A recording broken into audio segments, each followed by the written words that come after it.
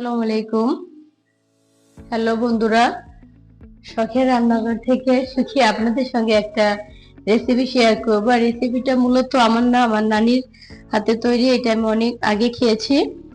টাকি মাছগুলো সকলেই করতে পারেন, এটা না করার মতো কিছু না, কিন্তু আমি একটু একটু ডিফারেন্ট করে করতেছি। সেটা হচ্ছে কি, আমার নানি এটা যেভাবে করে আর কি।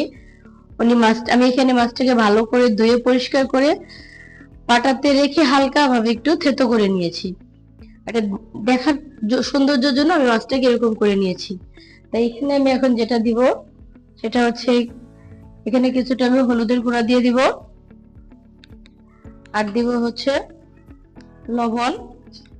এখন আমি এটা ভালোভাবে খুব সুন্দর করে মিক্স করে নিব। আমি এদিকে চুলা একটু কড়াই দিয়েছি, কড়াইতে আমি এখন পর্যাপ্ত পরিমাণ তেল দিয়ে দিব।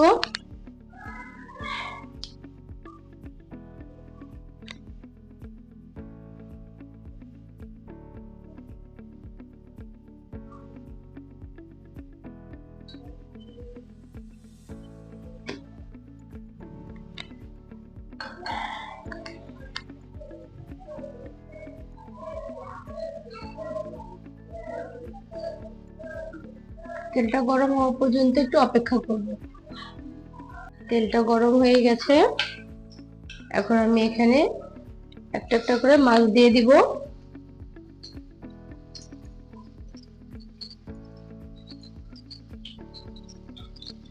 এভাবে দিয়ে আমি সবগুলি মাছ ভেজে নিব।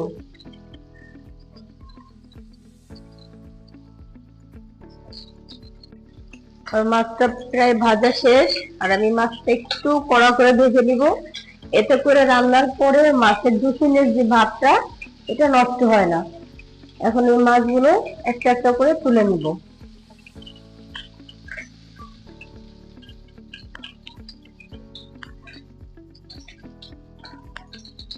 এখন আমার বাদ বাকি যে মাছগুলো আছে, আমি একই পদ্ধতিতে সবগুলো ভেজে নিব।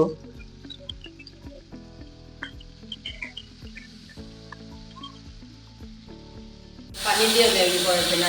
মাছ ভাজা শেষ, এখন আমি এখানে তেলের ভিতরে দিয়ে দিব। এখানে হচ্ছে প্রায় হাফ কাপে একটু বেশি পেঁয়াজ বাটা আছে, সাথে একটু জিরা একসঙ্গে মিক্স করে বেটে নিয়েছি। এটাকে আমি খুব ভালোভাবে একটু কষাবো, যাতে পেঁয়াজ আর জিরার কাঁচা গন্ধটা না থাকে।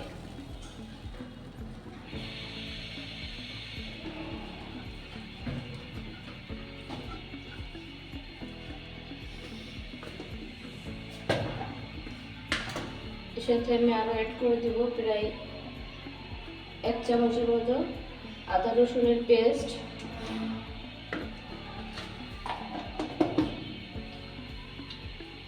দেব হলুদের গুঁড়া,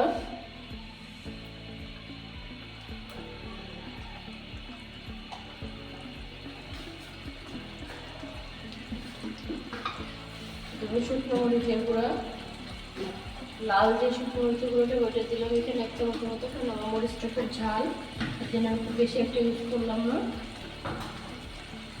এই মশলাটাকে আমি খুব ভালোভাবে কষিয়ে নিব যতক্ষণ না এর কাঁচা গন্ধটা না যায়। আমার মশলাটা প্রায় কষানো শেষ, এখন আমি এখানে দিয়ে দেবো প্রায় 2টা টমেটো কাটা, সাথে দিয়ে দিব আমি স্বাদ মতো লবণ দিয়ে এটাকে আমি খুব সুন্দরভাবে কষিয়ে নেব।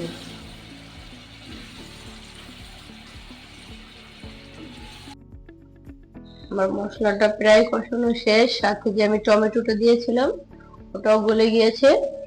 এখন আমি এখানে দিয়ে দিব যে মাছগুলো আমি আগে থেকে ভেজে রেখেছিলাম, ওগুলো আমি এখানে এখন দিয়ে দেবো। দিয়ে একটু ভালোভাবে মিক্স করে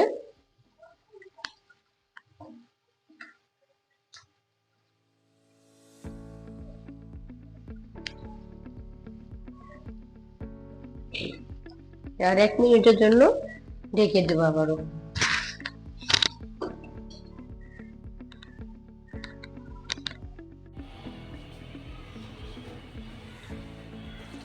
মাছটাও প্রায় একটু হালকা কষানো শেষ, এখন আমি এখানে দিয়ে দেব অল্প পরিমাণ ঝোলের পানি।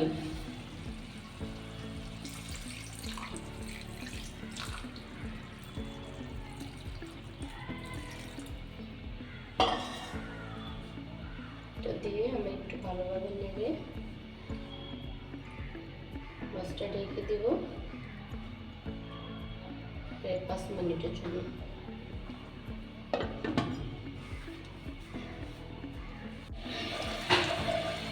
বন্ধুরা দেখেন আমার মাছটা হয়ে গেছে। এখন আমি এখানে যেটা করবো সেটা হচ্ছে আমি আগের থেকে একটু ধনেপাতা ভালো করে ধুয়ে কুচিয়ে রেখেছি। এই ধনেপাতা এখানে সম্পূর্ণ দিয়ে দিব। দিয়ে এটাকে আমি আর বেশিক্ষণ চুলা রাখবো না, শুধু একবার একটু ঢেকে দিব 2-3 সেকেন্ড। বেশিক্ষণ ঢেকে রাখলে ধনেপাতার যে ফ্লেভারটা ওটা চলে যায়। এর থেকে বেশিক্ষণ রাখবো না। এখন আমি পুরো মাছটাই নামিয়ে নেব চুলা থেকে।